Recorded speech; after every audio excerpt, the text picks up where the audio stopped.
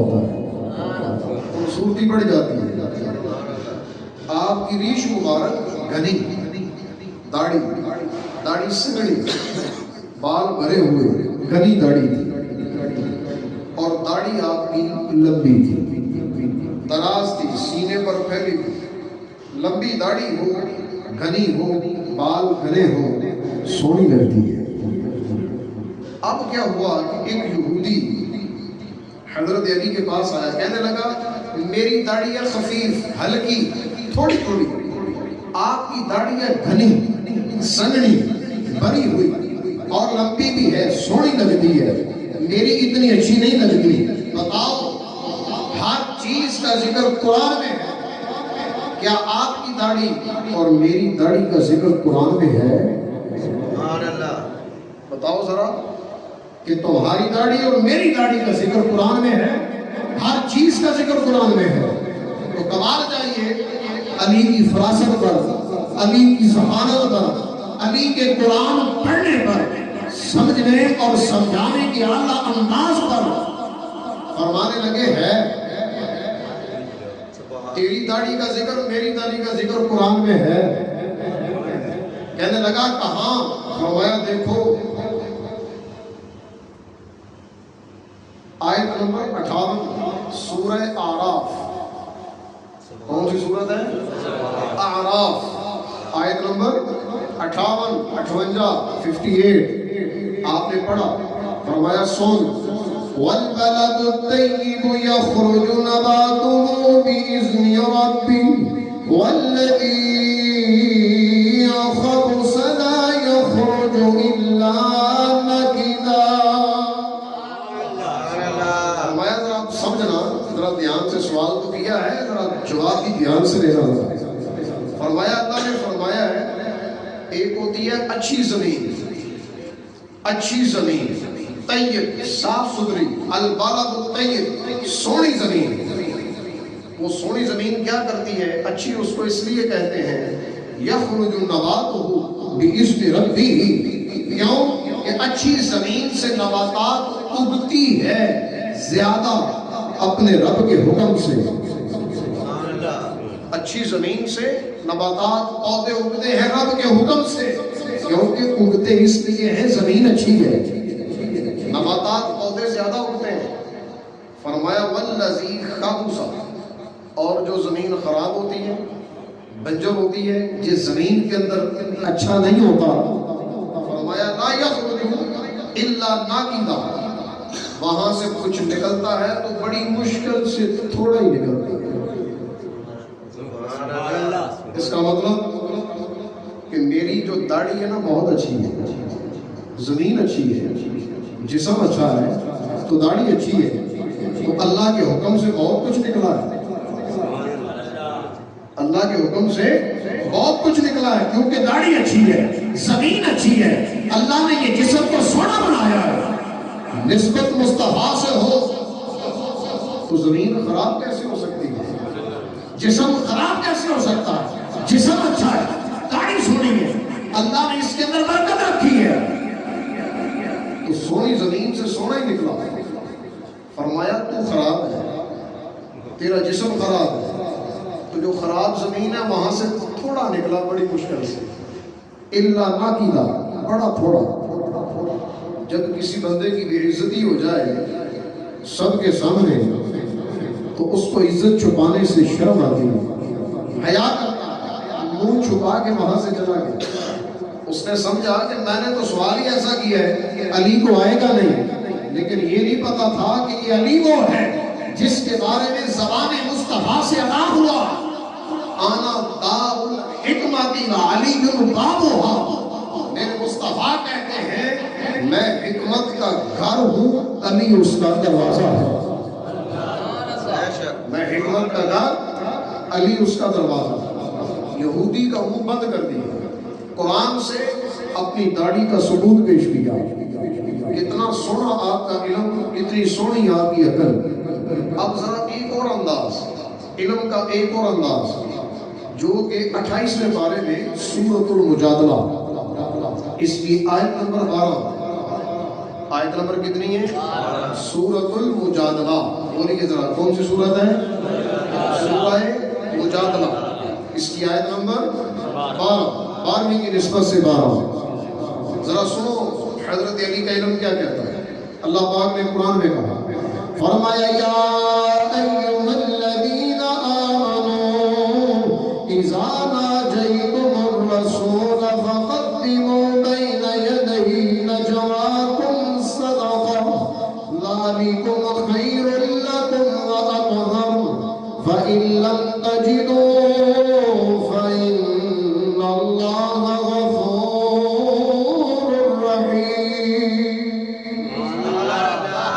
بڑے سونے لفظ دیے اللہ پاک نے، ذرا سمجھنے سے تعلق رکھتے ہیں کیونکہ بات علم کی ہے۔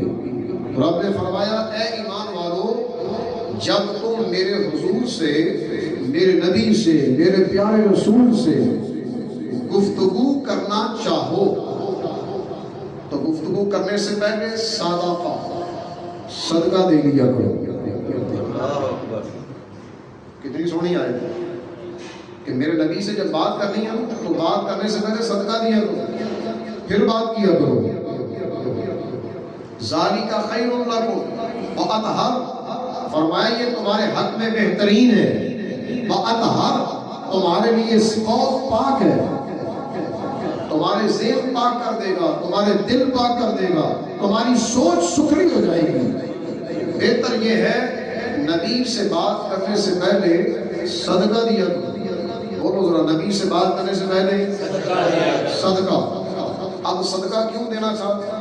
اس کے شان نزول کے اندر علماء نے لکھا ہے، تفسیر خازن میں لکھا کہ جب امیر غریب صحابہ اکرام بڑھ گئے، لوگ بات کرنے والے کثیر ہو گئے، تو جو امیر لوگ تھے وہ اپنے معاملات زیادہ نبی پاک سے شیئر کرتے تھے، بات کرنے کا موقع زیادہ مل جاتا، بات چھوڑتے ہی نہیں، بات سے بات نکالتے اور حضور سے گفتگو جاری رہتی۔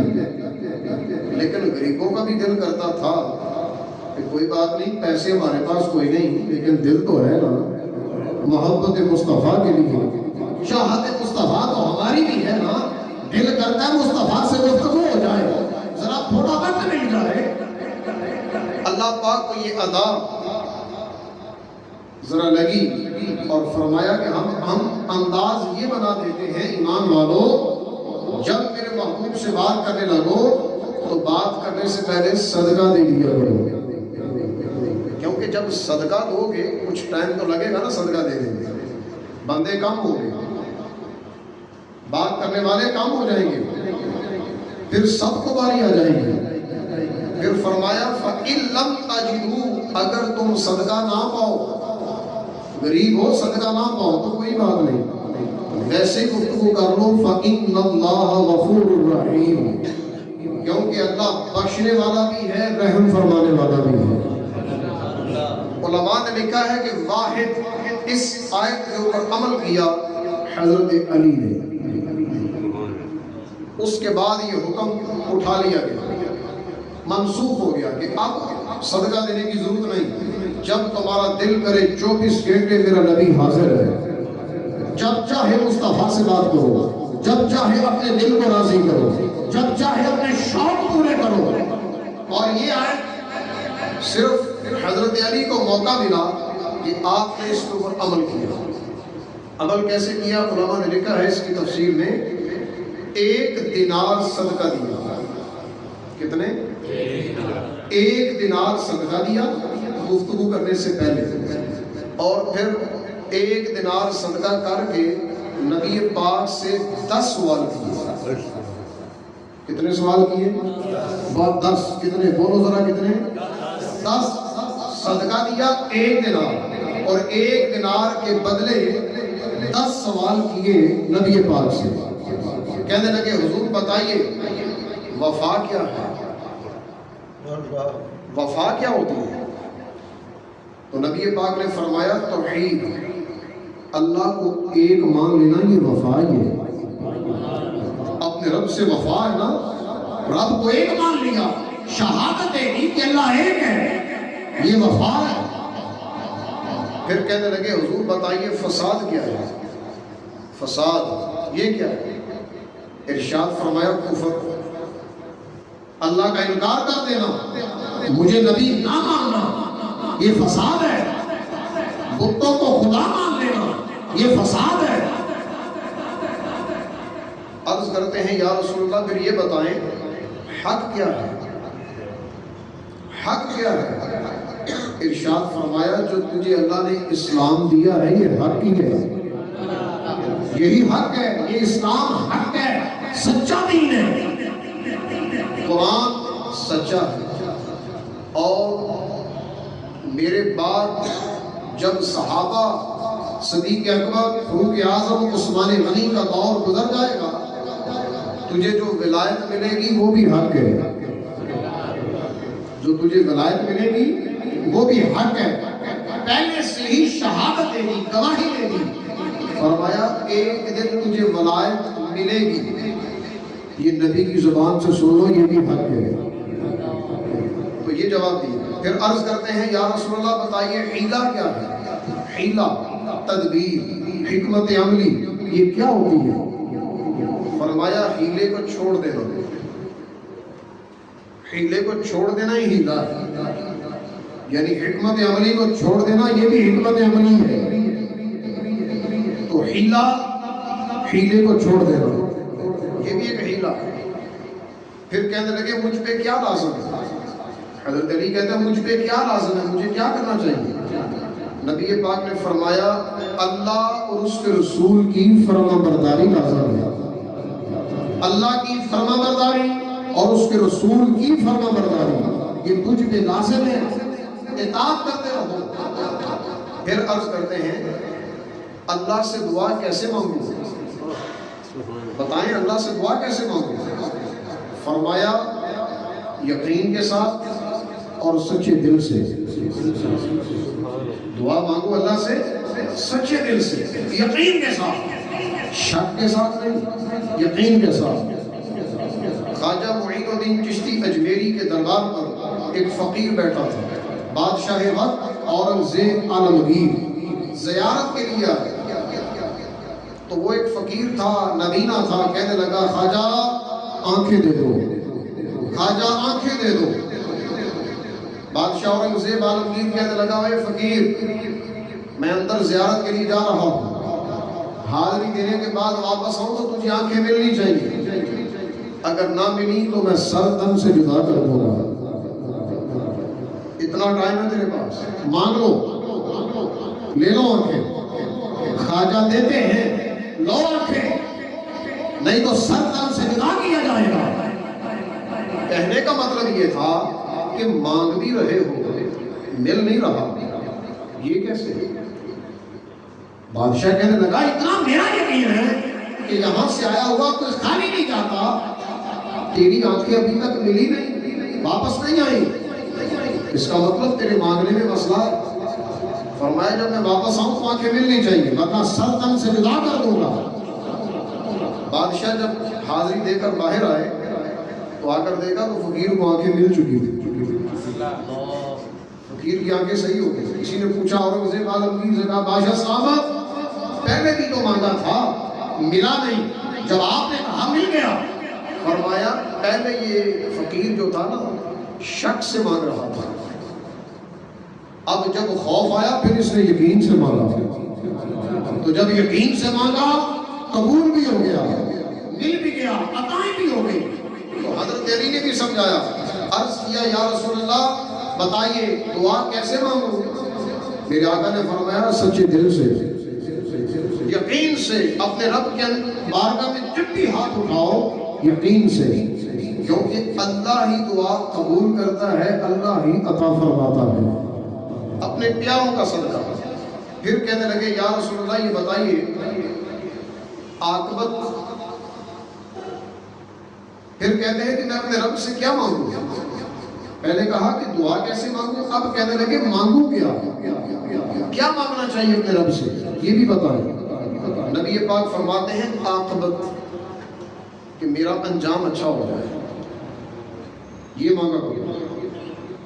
بندہ دنیا میں پیسہ مانگتا ہے، اولاد مانگتا ہے، اچھی صحت مانگتا ہے، فلاں چیز، لیکن میرے آقا نے فرمایا عاقبت مانگو کہ میری آخرت اچھی ہو جائے، یہ مانگ لو گے اللہ پاک ہر شے عطا کر دے گا۔ قرآن پاک میں ہے تم دنیا اللہ سے مانگو اللہ وہ بھی دیتا ہے، آخرت مانگو وہ بھی دیتا ہے، لیکن جو آخرت مانگے صرف اللہ اس کو دنیا بھی دیتا ہے آخرت بھی دیتا ہے۔ وہ اتنا رحیم اتنا فضل والا، تو میرے آقا نے بات ہی ختم کر دی، فرمایا عاقبت ہی مانگ لو اللہ دنیا بھی دے دے گا آخرت بھی دے دے گا۔ پھر کہنے لگے اپنی نجات کے لیے کیا کروں، میری نجات ہو جائے میں کیا کروں، مجھے کیا کرنا چاہیے؟ نبی کریم علیہ السلام نے فرمایا حلال کھا سچ بول، حلال کھا سچ بول۔ جب تیرا کھانا حلال کا ہو جائے گا، کھانے کے اندر حلال آ جائے گا، رزق میں حلال آ جائے گا، گفتگو میں سچ آ جائے گا، جھوٹ نکل جائے گا، بے حیائی نکل جائے گی، جھوٹ کا شبہ نکل جائے گا، فرمایا اللہ تجھے نجات عطا کرے گا، نجات مل جائے گی۔ آپ دیکھیں حضرت علی کہہ رہے ہیں کہ میں نجات کیسے حاصل کروں، حالانکہ وہ ہیں جن کو ممبر نبوی پر، مسجد نبوی کے ممبر پر میرے آقا نے فرمایا علی فی الجنہ، علی کے لیے نجات ہے، یہ پکا جنتی ہے، یہ پکا جنتی ہے، عشرہ مبشرہ میں سے ہے، لیکن پھر بھی کہتے ہیں کہ نجات کیسے ہوگی، ذرا یہ بتا دیا۔ تو سمجھ میں یہ آیا وہ اصل میں سوال کیا تھا ہمارے لیے، تاکہ ہمیں پتہ چل جائے کہ ہماری نجات کیسے ممکن ہے۔ تو میرے آقا نے بیان کیا ہماری نجات تمہاری نجات تب ہوگی جب حلال کھانا شروع کرو گے، سچ بولنا شروع کرو گے، حلال کھاؤ سچ بولو، اللہ نجات دے گا۔ پھر کہنے لگے حضور بتائیے سرور کیا ہے؟ سرور، سرور مانا خوشی، بندے کو سرور آئے، مزہ آئے، خوشی مل جائے، تو خوشی کیا ہے؟ کون سی خوشی اصل خوشی ہے؟ تو نبی کریم علیہ السلام نے فرمایا جنت، اصل خوشی جنت ہی ہے، جہاں غم نہیں آئے گا، وہاں خوشی ہی خوشی ہوگی، مزے ہی مزے ہوں گے، غم پریشانی نہیں آئے گی۔ پھر کہنے لگے حضور راحت کیا ہے؟ راحت، اطمینان، سکون، سکون کس چیز میں ملے گا؟ نبی پاک نے فرمایا اللہ کا دیدار، جب انسان کو اللہ اپنا دیدار کروائے گا اس کو سکون مل جائے گا، اللہ کے دیدار میں ہی بندے کے دل کا سکون ہے۔ قرآن پاک میں سورہ کہف کے آخر میں اللہ پاک نے فرمایا ہے جس نے اللہ کا دیدار کرنا ہے فَمَنْ كَانَ يَرْجُو لِقَاءَ رَبِّهِ فَلْيَعْمَلْ عَمَلًا صَالِحًا، جس کا دل کرتا ہے اپنے رب کا دیدار کرنے کی امید رکھے کہ مجھے رب کا دیدار ہو جائے گا، فرمایا اس کو چاہیے کہ نیک عمل کیا کرے، عمل نیک کر لے اللہ اپنا دیدار کا شرف عطا کرے گا۔ اور ادھر حضرت علی کو میرے آقا نے جواب دیا اللہ کا دیدار مل جائے یہ دل کا سکون ہے۔ حضرت علی رضی اللہ تعالیٰ عنہ جب ان سوالوں سے فارغ ہو گئے، 10 سوال پورے ہو گئے، سوال کر چکے، اللہ پاک نے اس حکم کو ہی اٹھا لیا، فرمایا اب یہ حکم نہیں، اب تم جب بھی چاہو مصطفیٰ کی بارگاہ میں حاضری دے سکتے ہو۔ تو یہ ہے حضرت علی جن کو اللہ پاک نے عقل کی وسعت، علم کا کمال اور اتنی بڑی شان و شوکت عطا کی۔ آخر میں یوں کہوں قیامت والے دن دنیا اپنی قبروں سے اٹھے گی، میدان محشر میں آئے گی، ہر بندے کا مقام ہوگا، جہاں ہر بندے کا مقام ہے وہاں علماء کا بھی مقام ہے، اور علماء کے بارے میں نبی پاک فرماتے ہیں حافظ قرآن کو کہا جائے گا قرآن پڑھتا جا جنت کی منزلیں طے کرتا جا، عالم دین سے کہا جائے گا دروازے پہ رک جا، جس نے بھی تیرا ساتھ دیا تھا آج اس کو بھی جنت میں لے جا۔ ذرا بتاؤ سارے علماء سے بڑھ کر علم ہے علی المرتضیٰ کا، تو کتنوں کی شفاعت کریں گے، کتنوں کی سفارش کریں گے، کتنوں کو بچائیں گے؟ کتنوں کو بچا کر اپنے پیچھے پیچھے جنت میں لے جائیں گے۔ علی کا ذکر کرنا، علی کی محبت پیدا کرنا، یہ بھی ایمان کا حصہ ہے۔ اللہ پاک ان کے علم کے صدقے سے ہمارے سینوں کو بھی علم قرآن سے منور فرمائے۔ وآخر دعوانا ان الحمد للہ رب العالمین۔